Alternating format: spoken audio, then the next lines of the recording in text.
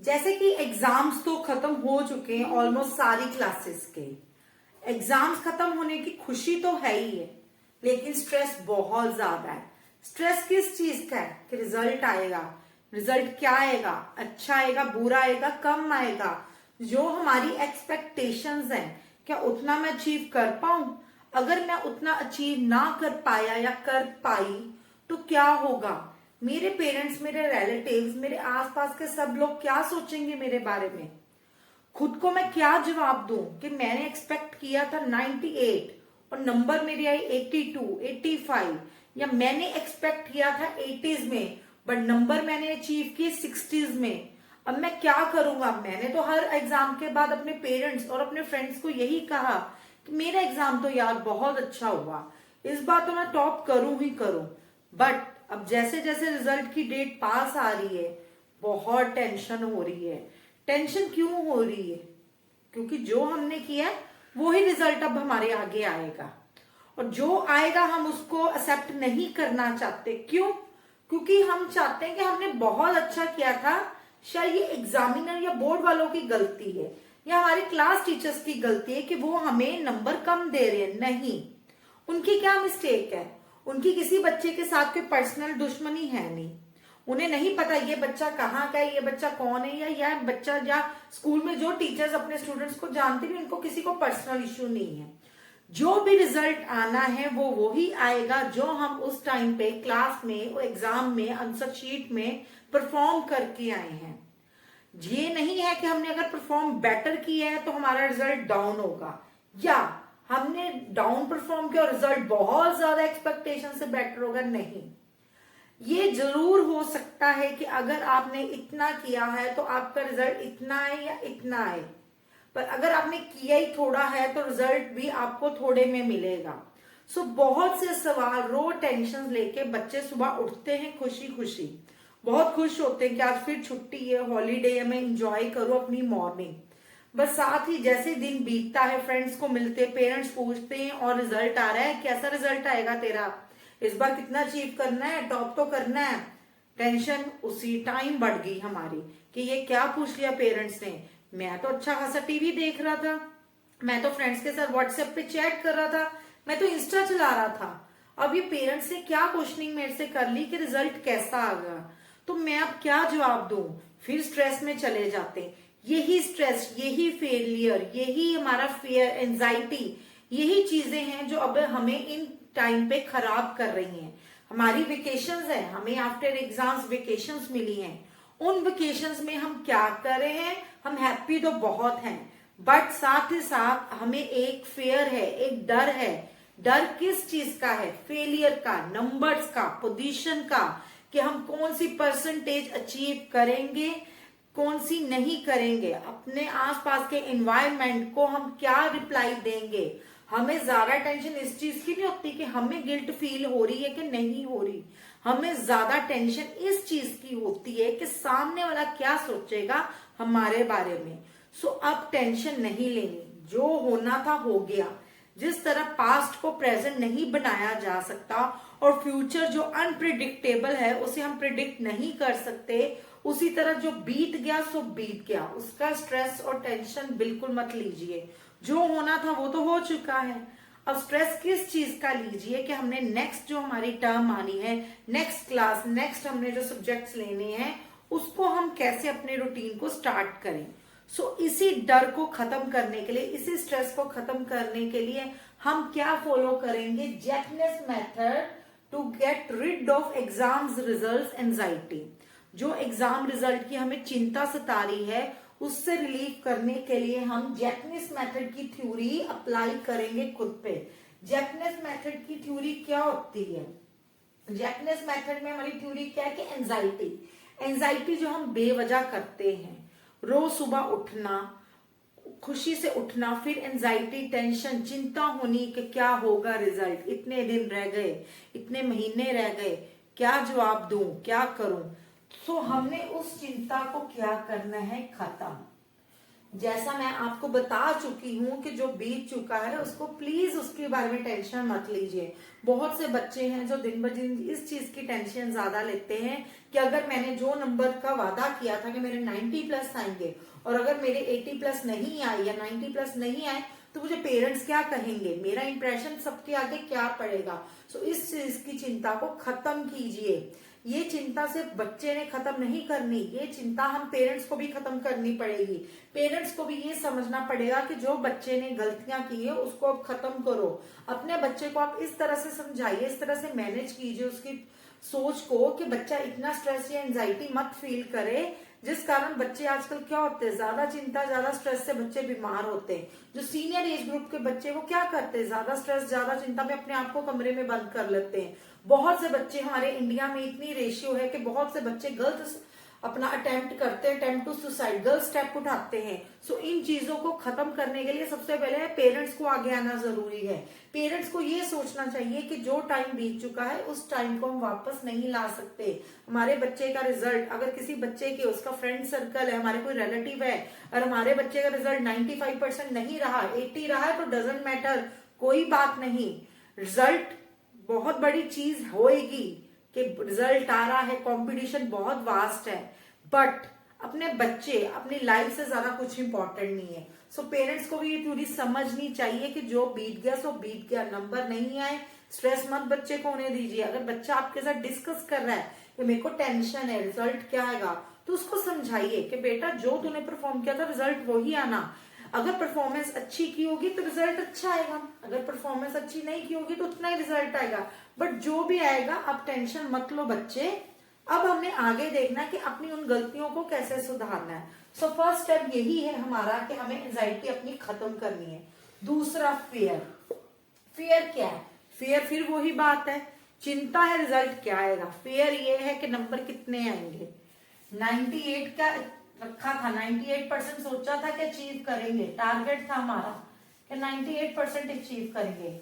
In case 70% plus आए, 70 to 90% के बीच आए तो क्या करूं? क्या मैं जवाब दूं सबको? मैंने तो 98% बोला, अगर मेरे 75, 85, 82% आए तो मैं क्या बोलूं? मत इस चीज का फियर रखिए। फिर वही बात मैं दोहराऊंगी कि वो टाइम चला गया, जो टाइम था वो टाइम चला गया। अब किसी चीज की चिंता मत कीजिए। रोज की रोज गलतियां करते हैं ना, उन गलतियों से हम बहुत कुछ सीखते हैं। गलतियां सिर्फ हम नहीं करते, बड़े भी करते हैं। हम till the end of the life हम रोज गलतियां करते हैं और रोज गलतियां करने के बाद हम क्या करते हैं, बहुत कुछ सीखते हैं। सो ये वही टाइम है, हमें हमारी लाइफ में हर दिन, हर पल, हर सेकंड बहुत सी ऐसी चीजें मिलती हैं जो हमें समझाई जाती हैं, जो हमें सिखाता है। एक टाइम ऐसी चीज है जो हर इंसान को हर समय हर वक्त सिखाता है कि इन गलतियों से कैसे बाहर आना है। सो हमें भी उस गलतियों को सुधारना है, हमें अपने फियर को खत्म करना है। फियर किसी चीज का नहीं रखना, जो होगा देखा जाएगा। बाई चांस 90% से अबव का था टारगेट, 90% नहीं आए, कम आए, तो क्या किया जा सकता है? नेक्स्ट टाइम उतना अचीव कीजिए। नेक्स्ट आपके आने एग्जाम्स, नेक्स्ट आपका सिलेबस है, उसको टाइमली अपना लर्न करना शुरू कीजिए। इस चीज को छोड़िए, हो गया टेंशन नहीं अब लेनी, आगे इंप्रूव कीजिए कि आगे क्या करूं। Next anger. एंगर हमारे में बहुत होता है। एंगरनेस किस चीज का होता है? हम गुस्सा करते हैं, हम चिड़चिड़े हो जाते हैं। किस चीज को लेकर चिड़चिड़े हो जाते हैं कि यार मेरा रिजल्ट क्या आएगा, मेरे आगे मेरे दोस्त ने कह दिया कि मेरा रिजल्ट तो 90% आएगा, क्या उसका सच में 90% आएगा, तो मेरा क्यों नहीं 90 आएगा? इसी को हम एंगरनेस अपनी शो करते हैं, अपने घर वालों के आगे शो करते हैं, जबकि गलती किसी की नहीं है, ना आपके दोस्त की ना आपके फैमिली की। गलती किसकी है? आप खुद बताइए, गलती किसकी है? गलती हमारी खुद की है। क्यों? क्योंकि जो हमने पढ़ा है वो ही हमें रिजल्ट में मिलना है। अगर किसी ने ज्यादा पढ़ा उसे ज्यादा मिलेगा, हमने कम पढ़ा हमें कम मिलेगा, अगर हमने ज्यादा पढ़ा तो हमें ज्यादा मिलेगा। इस चीज की एंगरनेस हम दूसरों पे क्यों निकाल रहे हैं?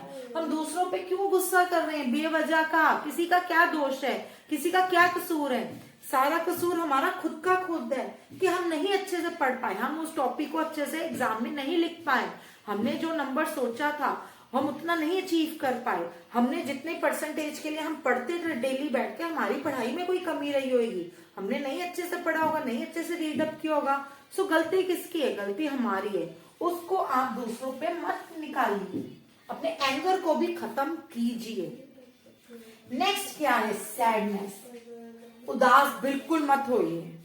ये नहीं कि घर में अगर कोई आपका कोई साथ का कजन आ जाता है, आपका कोई फ्रेंड आया था, कोई आपके एरिया के रिलेटिव, कोई नेबर्स आ जाते हैं, उनकी भी बातें होंगी बच्चों की, और आपके बच्चे के एग्जाम्स कैसे रहे, वो कहते लो इसके तो बहुत अच्छे रहे, और हम सैड हो जाते हैं, इसने क्या क्या दिया, बहुत अच्छे रहे, मेरा तो इतना अच्छा रहा नहीं। सैड हो गए, सैड होके रूम में चले गए। पेरेंट्स पूछते हैं और फिर रिजल्ट आ रहा है इस बार कितने, सैड हो गए।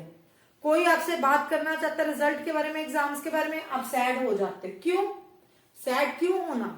ये सारी चीजें आपकी आपस में रिलेट करती है। ना आपको डर रखना है, ना एंजाइटी, ना आपको अपना एंगर दिखाना, और ना सैड होना। सैड बिल्कुल नहीं होना, खुश रहिए। वेकेशंस मिली है, एग्जाम्स खत्म हुए हैं, स्ट्रेस फ्री टाइम मिला है, उसमें खुश रहिए। जितना अभी खेल कूद सकते हैं, अपनी एक्टिविटीज कुछ भी परफॉर्म कर सकते हैं, अपने फ्रेंड से मिलिए, गॉसिप कीजिए, खेलिए कूदिए, टीवी देखिए, जो मर्जी करिए। क्यों? क्योंकि फिर एक नया हमारा जो है, नया एक क्लास स्टार्ट हो जानी है, और जब क्लास स्टार्ट होनी है फिर थोड़ी मस्ती को हम कम टाइम देंगे, फिर पढ़ाई पे फोकस करेंगे। क्योंकि स्टार्टिंग के साल का जो पढ़ाई होती है, अगर वो स्टार्टिंग टू एंड चलेगी तभी हम कुछ गेन कर पाएंगे at the end of the year. अगर स्टार्टिंग में हम लीनियंट चलेंगे तो at the end of the year हम कुछ गेन नहीं कर पाएंगे। सो सैडनेस नहीं लानी। अपनी मॉर्निंग रूटीन, अपने नए डे को इतना अच्छा, इतना खुशनुमा बनाइए कि रोज के रोज एंजॉय कीजिए। पास्ट को भूल के प्रेजेंट में जिए, और फ्यूचर के बारे में डिस्कस कीजिए कि मैं फ्यूचर में अब कैसे इंप्रूव करूं अपने आप को। सो सैडनेस को भी हमें क्रॉस करना है। जो लास्ट एंड सबसे मेन स्टेप है वो है सेल्फ रिस्पेक्ट। सपोज कोई आपसे पूछ रहा है, कोई आप किसी से डिस्कस कर रहे हैं कि मेरे इस बार एग्जाम सो गए हैं, एक्सपेक्ट तो मैं 90 प्लस करता हूं, बट मुझे लगता है 80 प्लस या 70 प्लस आएंगे। सामने वाला आपको कहता ओ इस बार ज्यादा तैयारी नहीं की, इस बार ज्यादा नहीं पढ़ा। किसी को बोलने का, कहने का मौका मत दीजिए। किसी के आगे भी अपने आप को कमजोर मत बनाइए। खुद की सेल्फ रिस्पेक्ट आपके खुद के हाथ में है। आपको अपनी सेल्फ रिस्पेक्ट खो के कोई भी चीज नहीं करनी, क्योंकि एक सेल्फ रिस्पेक्ट ही ऐसी है जिससे आप कॉन्फिडेंस अपना अचीव भी कर सकते हो और लूज भी। सो कॉन्फिडेंस को अचीव करना है या कॉन्फिडेंस को लूज करना है, ये आपके हाथ में है। सो किसी को मौका मत दीजिए कि वो आपसे क्वेश्चनिंग करे और उसके बाद आपको बेचारा बनाए। आपका रिजल्ट जो भी है, आपके मन में जो भी डाउट है कि मैं 70 लूं, 80 लूं, 90 लूं, क्या होता है बहुत बेटर 99 भी आ जाए, बट किसी के आगे ये मत शो होने दीजिए कि मेरा रिजल्ट नहीं अच्छा आएगा। अपने आप को सैडनेस, टीयरी आईज मत लाइए कि आंटी अंकल मेरा रिजल्ट तो इतना अच्छा आएगा नहीं, इस बार तैयारी ऐसी की, तैयारी तो अच्छी की बट एग्जाम बहुत टफ था। सामने वाला कहेगा हो पढ़ने में बेटा आप थोड़े लीनियंट रहे होगा, ये वो। सो सेल्फ रिस्पेक्ट अपनी मत खोने दीजिए। इन्हीं टिप्स को, इसी जैपनीज मेथड की थ्योरी को आप इन दिनों में एक्सेप्ट कीजिए और स्ट्रेस फ्री रहिए। क्योंकि स्ट्रेस लेके अगर अपने हॉलीडेज को, अपने वेकेशंस को एंजॉय करोगे तो कोई फायदा नहीं होगा। स्ट्रेस को खत्म करो। Sadness, anger, fear, anxiety, everything cross, सबको क्रॉस करके एक हैप्पीली टाइम यूटिलाइज करो, हैप्पीली लाइफ जियो। अपने पेरेंट्स को भी खुशी दो और खुद भी खुश रहो। और पेरेंट्स को भी एक चीज समझनी चाहिए कि जो भी रिजल्ट आने वाला, जो भी आपके बच्चे ने परफॉर्म किया वो अचीव करेगा, तो उस रिस्पॉन्स को एक्सेप्ट कीजिए, ना कि उस रिस्पॉन्स पे उसकी इंसल्ट कीजिए, उसको बोलिए, उसको डांटिए या मारिए कि ये रिजल्ट क्यों दे रहा है। बिल्कुल मत कीजिए। अपने पेरेंट्स और एक बच्चे का बॉन्ड ऐसा रखिए कि अपने बच्चे को ये समझाइए कि अगर अब मिस्टेक्स की हैं तो नेक्स्ट टाइम ये मिस्टेक्स मत करना। तो ये चीजें आपने अपने बच्चे को समझानी है कि जो भी रिजल्ट था कोई बात नहीं, रिजल्ट जैसा भी आया डजंट मैटर, नेक्स्ट टाइम बेटा हमें अच्छा परफॉर्म करना है। सो यही टॉपिक मैं आज आपके आगे लेके आई थी कि एग्जाम जो हमारे अंदर जो फियर ऑफ फेलियर है, एक फियर हमारे अंदर डर बैठा हुआ है, उस डर को भगा के अपने लीनियंट, अपनी हैप्पीली अपनी वेकेशंस को एंजॉय कीजिए। रिजल्ट तो जो आना ही है वो आना ही है, और अपने नेक्स्ट सेशन को इम्प्रूव कीजिए अपने पुराने सेशन की गलतियों से कि हमने कैसे बेटर करना अपना नया सेशन। सो प्लीज मेरे इस थ्योरी को अपनाइएगा और जरूर जरूर जरूर खुश और हैप्पी रहने की कोशिश कीजिएगा, ताकि इन जो स्ट्रेस फ्री लाइफ अभी आप लेके बैठे हो, अपने स्ट्रेस दिमाग में लेके बैठे हो, उसको खत्म कीजिएगा। सो यही मैं पेरेंट्स और स्टूडेंट्स दोनों को समझाना चाहूंगी कि इस चीज को खत्म करके आगे की ओर स्टेप अप कीजिए कि आगे क्या करना है।